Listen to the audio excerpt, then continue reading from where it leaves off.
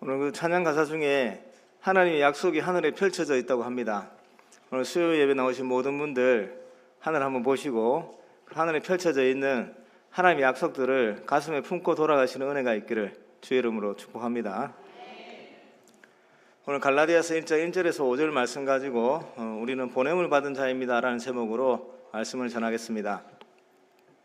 이제 올 한 해가 이제 마무리가 되어 가는데, 제가 올 한 해 이제 잠깐 이렇게 돌아봤는데 저에게도 뭐 특별한 일이 있었나 이런 걸 한번 돌아봤습니다. 그러니 이제 살펴보니 특별한 만남이 있었어요. 제가 올 한 해 좀 기억에 남을 만한 그런 만남, 두 분과의 특별한 만남이 있었는데, 그 중에 한 분은 하형록 목사님과의 만남이고 또 다른 한 분은 정조대왕과의 만남입니다. 하형록 목사님도 지금 고인이십니다. 정조대왕도 고인이십니다. 그래서 이 두 분을 만났다는 것은 책으로 만났습니다. 책으로. 책을 이제 두 분과 관련된 책을 읽었는데, 하영록 목사님은 하나님의 사람으로서 하나님이 주신 사명을 이제 품고 그 사명을 이루고자 온 힘을 다해서 힘써 살아갔던 그런 하나님의 사람이었습니다.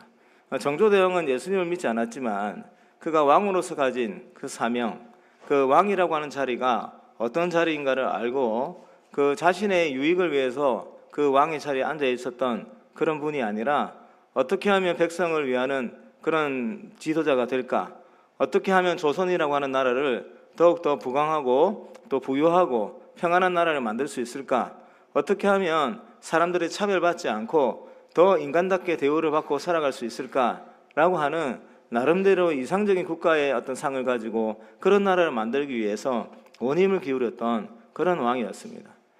그런 이제 왕이었는데, 두 분의 이제 공통점이 있죠. 자기가 그곳에 있는, 자기가 현재 있는 그곳에 왜 있어야 되는가, 자기가 있어야 되는 이유, 앞으로 살아가야 되는 이유, 그것을 분명히 알고 그것을 이루기 위해서 온 힘을 기울였습니다.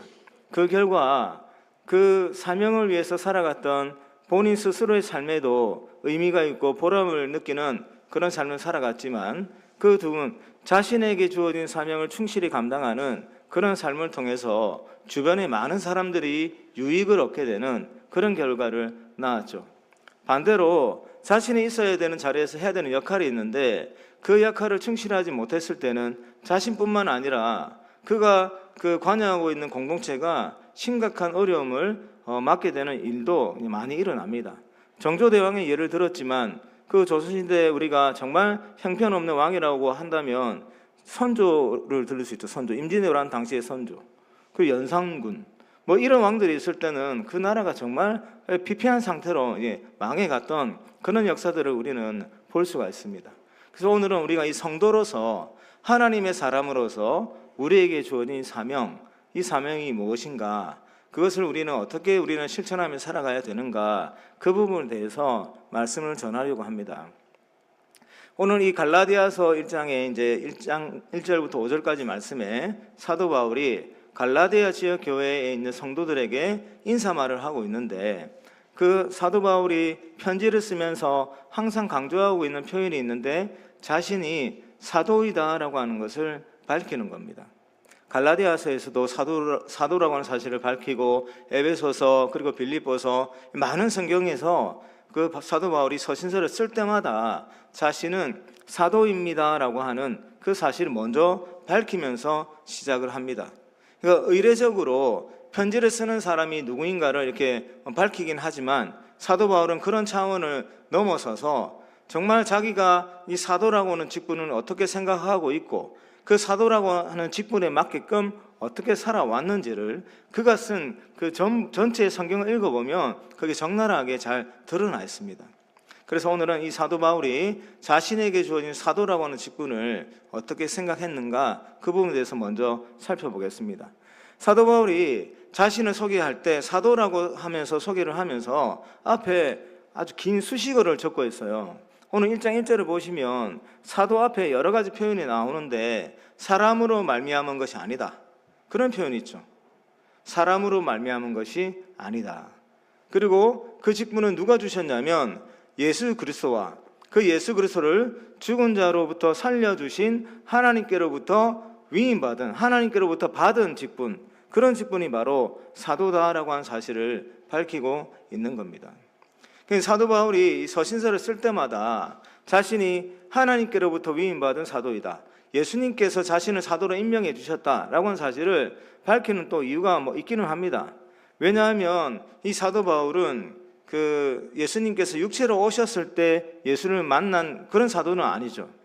다른 제자들은, 다른 사도들은 육체로 오신 예수님과 함께 3년의 시간을 함께 했던 사람들인데, 사도 바울은 좀 특별한 만남이었어요. 그 예수님이 승천하시고 난 이후에 예수님이 빛으로 이 사도 바울을 찾아오셨죠. 그때 특별한 만남을 가지면서 사도로서의 어떤 직분을 받았습니다. 그리고 이 유대인들이 이제 사도 바울이 교회를 세워나가는 지역마다 쫓아다니면서 그 사도 바울이 전한 복음을 훼손하기 위해서 여러 가지 이제 운동들을 했는데, 먼저 집중했던 게 뭐냐면 복음의 진리를 증거하는 사도 바울의 어떤 사도로서의 정통성을 훼손하는 일들을 많이 했습니다. 그래서 이 유대에서 온 이 거짓 교사들이 저기 온 사도 바울이라고 하는 사람은 하나님이 임명한 사도가 아니다, 자기 스스로 사도라고 하면서 다니는 거짓말쟁이다, 그런 말들을 많이 퍼뜨리고 다녔습니다. 그래서 사도 바울이 만약에 다른 이유 같았으면 자신의 신분에 대해서 이러쿵저러쿵 이야기하는 것에 대해서 신경을 쓰지 않았을 건데, 이 자신이 사도라고 하는 직분이 무엇과 이제 직결이 되냐면 자신이 증거하는 복음의 진리와 이 연관성이 있기 때문에 자신이 하나님이 세우신 정통적인 사도의 권리를 받은 그 직분을 가진 사람이 맞다는 사실을 성경을 쓸 때마다 그렇게 강조하고 변화하고 있는 것입니다.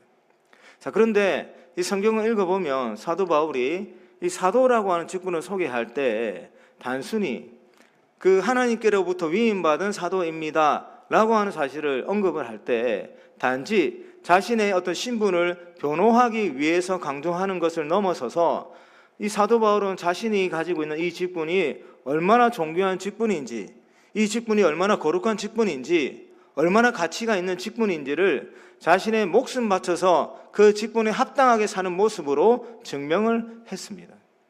그런데 그러면 사도 바울이 자신이 가지고 있는 사도라고 하는 직분이 어떤 이유로 인해서 거룩한 직분인가, 생명을 바쳐도 될 만큼 가치 있는 직분인가, 이 직분이 얼마나 이 세상에 그 무엇과도 비교할 수 없을 정도로 존귀한 직분인가 라고 하는 사실을 두 가지를 통해서 오늘 본문에서 알려주고 있는데, 첫 번째 이유는 이 직분을 세우신 분이 바로 하나님이다라고 하는 사실에 있습니다. 지금 자기가 가지고 있는 직분이 어떤 권위 있는 사람이 자기에게 수여한 그런 직분이 아니라 하나님께서 주신 직분이다라고 하는 사실이에요. 여러분, 우리가 하나님이 어떠한 존재인지를 알게 되면 하나님이 우리에게 어떤 은혜를 주셨을 때 다른 이유가 필요하지 않습니다. 그 직분이 사람들에게 얼마나 높임을 받는 직분인가, 세상 사람들이 얼마나 가치 있게 여기는 직분인가, 얼마나 많은 사람들이 그 직분을 얻기 위해서 노력하는가, 이런 게 전혀 중요하지 않습니다. 우리가 하나님이 어떠한 분인가라고 하는 사실을 알게 되면 그냥 하나님이 내게 찾아오셨다는 그 사실 하나가 감격스러운 거죠. 하나님이 나의 존재를 알고 있고 나를 기억하고 있다는 사실 하나만으로도 감격스러운 거죠.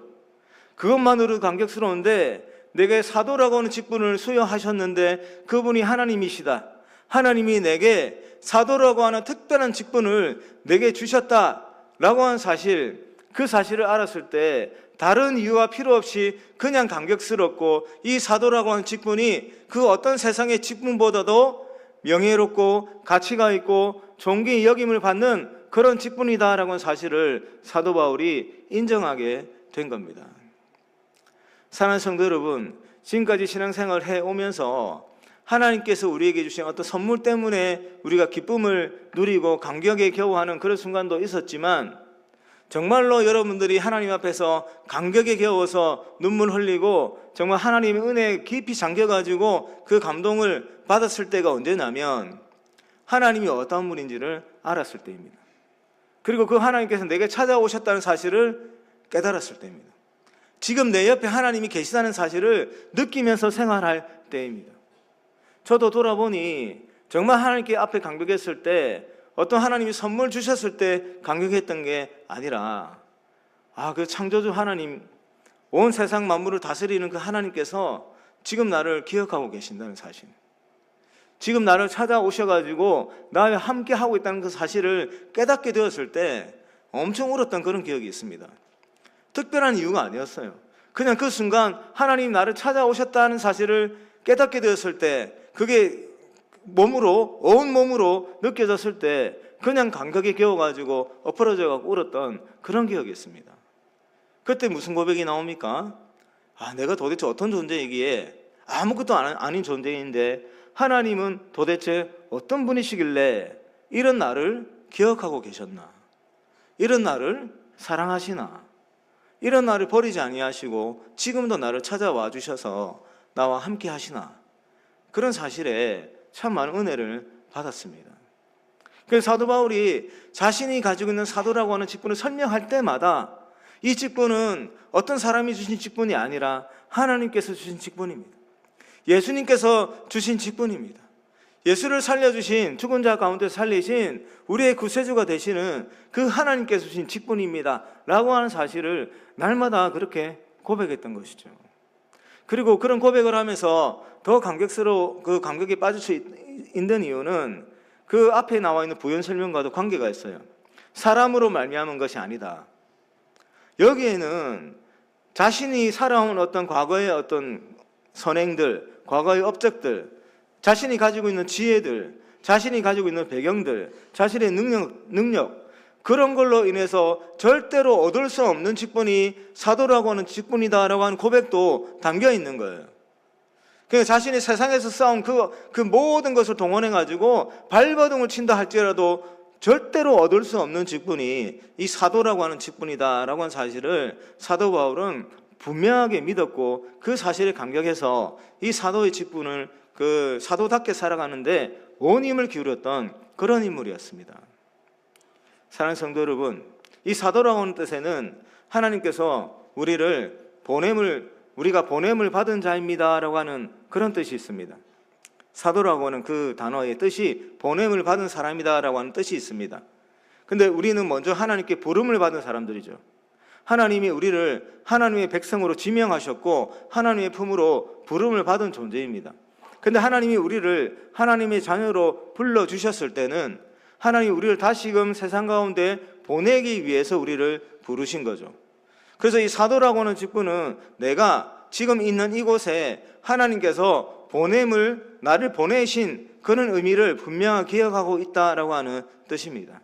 사도 바울은 그것을 알았던 거죠. 그래서 내가 왜 이곳에 보내어졌나? 내가 왜 갈라디아라고 하는 지역에 보내어졌나? 내가 왜 에베소라고 하는 지역에 보내어졌나? 내가 왜 이방 지역에 보내어졌나? 나를 보내신 하나님께서 무슨 목적으로, 무슨 계획으로, 무슨 뜻이 있어서 나를 이 땅에 보내셨나? 라고 하는 사실을 항상 기억했고, 그 뜻에 합당하게 살기 위해서 사도라고 하는 직분에 충실하게 살았던 그런 믿음의 선배였습니다. 하나님께서 사도 바울을 택하셨을 때 이방의 백성들에게 예수 그리스도 이름을 증거하기 위해서 사도 바울을 사도로 부르셨죠.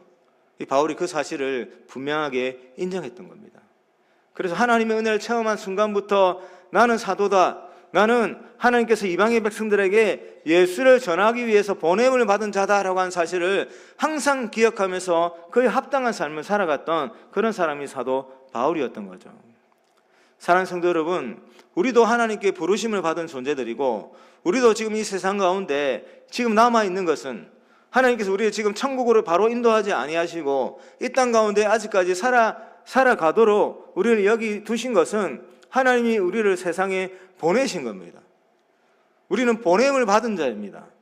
이 사실을 분명히 기억할 수 있기를 바랍니다. 여러분, 우리가 이제 예수를 믿고 그 즉시 천국으로 가서 하나님과 함께 그 영원한 삶, 고통이 없는 그런 삶을 산다면 얼마나 좋겠습니까? 서로 상하게 하고 해하게 하는 그런 일들이 없는 그런 천국에서 이제 이 고통과는 영원히 이별해가지고 하나님이 우리에게 주시는 그 참된 기쁨과 감사와 참된 안식을 누리는 그런 삶을 바로 이동을 한다면 얼마나 좋겠습니까? 근데 하나님께서 아직까지 우리를 여기 남겨두신 것은 이 땅에서 우리가 해야 될 일들이 있기 때문에 우리를 남겨두신 것이죠. 그래서 우리가 사도 바울처럼 우리는 이 세상에 보냄을 받은 자입니다 라고 하는 그 고백을 가지고 살아갈 수 있어야 합니다. 우리 선교회 성도님들, 그냥 하나님께서 우리 이 땅에서 그냥 우리들만 잘 먹고 잘 살라고 남겨두신 것이 아니라 이 세상 가운데 하나님께 보냄을 받았다, 하나님의 특별한 그 계획들을 세상에 알리기 위해서 보냄을 받은 자다라고 하는 사실을 잊지 말고 가슴에 품고 살아갈 수 있기를 바랍니다. 두 번째로, 이 사도 바울이 자신이 가지고 있는 사도라고 하는 직분을 너무너무 가치 있고 존귀하게 여겼는데, 그 두 번째 이유는 뭐냐면, 그 사도라고 하는 직분을 행할 때 어떤 일이 일어나냐면, 그 사도라고 하는 직분을 통해서 악한 세대 안에 묶여있는 사람들이 그 악한 세대에서 벗어나서 의의 나라로 옮겨지기 때문에 이 사도라고 하는 직분이 그렇게 가치가 있는 것입니다. 이 바울이 먼저 이 은혜를 먼저 체험했죠. 사도 바울이 먼저 이 은혜를 체험했습니다. 그래서 사도 바울이 오늘 이 본문의 말씀 중에 이 악한 세대에서 나를 건져주기 위해서 예수님께서 우리를 대신해서 죽으셨다라고 하는 고백을 하고 있는데, 사도의 본분은 뭐냐면 그 예수 그리스도의 은혜를 증거하는 겁니다. 예수 그리스도의 은혜를 증거할 때 예수를 믿은 사도 바울이 자신이 악한 세대에서 건짐을 받아가지고 의의 나라로, 하나님의 나라로 옮겨져서 살아가는 그 은혜를 누리게 되었는데, 이제 내가 사도의 직분을 감당하게 된다면 그 이방의 많은 백성들이 지금도 악한 세대에 빠져가지고 그 구렁텅이에서 살아가는 백성들이 의의 나라로 옮겨지는, 하나님의 나라로 옮겨지는 그런 이제 열매들을 맺을 수 있기 때문에 이 사도라고 하는 직분의 그 가치를 소중하게 여겼던 것이죠. 여러분, 악한 세대에서 살아간다는 것은 이 죄가 다스리는 나라 속에서 살아간다는 겁니다. 이 죄가 세상에 존재하는 모든 공동체의 어떤 제도들, 문화들, 관습들, 사람들이 살아가는 어떤 삶의 어떤 그 가치관들에 영향을 미쳐가지고 이 모든 영역에 이 죄가 다 이 영향을 미치는 거예요. 그래서 사람들이 이 죄와 사망의 권세에 눌려가지고 이 악한 세상을 따라서 살아가는 거예요. 그 안에서 허우적거리면서 그 발을 빼지 못하고 죽어가는데도 죽어가는지도 모르면서 그렇게 그 자신의 삶을 낭비하면서 그렇게 살아가고 있단 말인 거죠. 그런 세대 속에서 건짐을 받는 은혜가 어떤 통로로 인해서 이루어지냐면, 예수 그리스도를 믿을 때 악한 세대에서 건짐을 받는 은혜가 이제 그 본인에게 주어지는 것입니다. 사도 바울이 이것을 깨달은 거죠. 그래서 사도 바울이 예수를 알지 못하는 사람들의 삶은 악한 세대에 빠져 있는 삶이다, 그 삶이 얼마나 거칠고 황폐하고 그 어떤 희망이 없는 삶인가를 절실하게 깨달았기 때문에 사도 바울은 그 악한 세대에서 건짐을 받는 그 은혜가 얼마나 귀한 것인가라고 하는 사실을 계속해서 증거하면서 살았던 겁니다. 그 예수를 믿는다는 것은 악한 세대에서 건짐을 받는다는 거죠. 이 사실을 이제 전하기 위해서 온 인생을 사도라고 하는 직분을 위해서 목숨을 걸었던 사람이 바로 이 사도 바울이었습니다. 사랑하는 성도 여러분, 예수를 믿는 자에게는 이런 의식이 있어야 됩니다. 예수 그리스도를 구주로 영접하는 자, 하나님의 자녀들은 예수를 믿지 않는 자들이 지금 어떻게 살아가는가, 그 사람들이 묶여있는 악한 세대가 어떤 세상인가를 분명하게 느끼고 깨닫고 그 체감할 수 있어야 됩니다. 그래서 지금 그 악한 세대에서 빠져가지고 살아가는 사람들이 얼마나 불쌍한 사람들인가를 이렇게 느낄 수 있는 그런 사람들이 바로 예수 믿는 사람들이죠. 사랑하는 성도, 우리는 보냄을 받은 자들입니다. 보냄을 받은 자, 우리가 지금은 사도라고 하는 단어를 쓸 수 없습니다. 사도라고 하는 단어를 쓸 수 있는 사람은 성경에 나오는 그 12명의 사도밖에 없어요. 그러나 우리는 사도적인 그런 삶을 살아가야 합니다. 우리는 보냄을 받은 자인데 무엇을 위해서 보냄을 받은 자냐면 예수 그리스도를 전파하라고 보냄을 받은 자입니다. 하나님의 선하심을 드러내라고 보냄을 받은 자들입니다. 하나님의 영화로움을 세상 가운데 비추라고 보냄을 받은 사람들입니다. 이것을 잊어서는 안 되는 거예요. 이것을 잊어버리면 세상 가운데 우리가 세상을 살리라고 보냄을 받았는데 우리가 침묵하고 있으면, 우리가 사도로서의 그 직분을 감당하지 못하고 보냄을 받은 자의 그 하나님이 우리를 보내신 그 뜻을 간과하고 살아간다면 이 악한 세대가 그 악한 세대 속에 빠져가지고 헤어나지 못하는 삶을 여전히 살아가게 되는 거예요. 앞에 서두에서 언급했던 것처럼 그 두 사람의 어떤 그 자신의 사명을 붙잡고 그 사명자의 길을 갔던 사람들을 통해서 많은 선한 열매가 세상 가운데 퍼져나갔는데, 자신에게 주어진 사명에 눈을 감고 자신에게 주어진 직분에 합당하게 감당해야 되는 그런 태도를 갖다 버리고 자신의 유익과 자신 탐욕을 위해서 살아갔던 그 사람들 때문에 이 세상 가운데 얼마나 악한 일들이 많이 일어났고 얼마나 황폐한 일들이 많이 번져나갔는가를 교회의 역사뿐만 아니라 이 세상의 역사들이 우리에게 보여주고 있는 거예요. 우리는 보냄을 받은 자인데 우리를 보내신 하나님의 뜻을 우리가 귀를 닫고 눈을 감고 그 뜻과는 무관하게 우리가 이 세상에서 살아간다면, 우리를 통해서 많은 사람들이 악한 세대에서 건짐을 받을 수 있는데 우리가 눈을 감고 살아간다면 그 사람들 여전히 그 악한 세상 속에 빠져가지고 죄가 지배하는 그 삶을 계속해서 살아가게 되는 거죠. 빛도 없이 희망도 없이 살아가게 되는 그런 삶을 계속해서 살아가야 되는 겁니다. 왜 그러냐면 우리가 눈을 감고 있기 때문에, 우리가 입을 닫고 있기 때문에, 우리가 귀를 막고 있기 때문에, 우리를 보내신 하나님의 뜻을 눈을 감고 귀를 막고 입을 닫고 살아가기 때문에 악한 세대에서 건짐을 받을 수 있는 사람들이 그 혜택을 누리지 못하고 여전히 죄의 종으로 살아가게 되는 겁니다. 그래서 우리가 보냄을 받은 자다라고 하는 사실을 기억해야 되는 거, 보냄을 받은 자에 합당하게 살아가기 위해서 무엇을 해야 되는가, 그 길을 구체적으로 찾아가는 거, 그에 합당하게 살아가기 위해서 온 힘을 기울이는 거, 그게 우리 성도의 신분에 합당하게 살아가는 것이죠. 오늘 일청년부와 신혼부부회가 헌신예배를 드려지는데, 일청년부들은 보냄을 받은 청년들입니다. 어디로 보냄을 받았습니까? 일청년들의 세계로 보냄을 받은 사람들입니다. 신혼부부들은 보냄을 받은 존재들인데 어디로 보냄을 받은 사람들입니까? 신혼부부의 그 무리 속으로 보냄을 받는 사람들이에요. 이 지역에 보냄을 받은 사람들입니다. 그러면 그 그룹 속에서, 그 무리 속에서 하나님이 우리를 보내신 그 하나님의 뜻을 가슴에 품어야 되고, 그 뜻을 어떻게 하면 실천할 수 있을 것인가 고민해야 되고, 그 고민해서 답을 하나씩 찾아가면서 그 합당한 삶을 살기 위해서 온 힘을 기울여야 하는 것이죠. 신혼부부들, 예수 믿지 않는 신혼부부들이 우리 교회로 오지 않는다? 그럼 우리 예수 믿는 신혼부부들이 예수 믿지 않는 신혼부부들의 그룹으로 들어가야 되는 겁니다.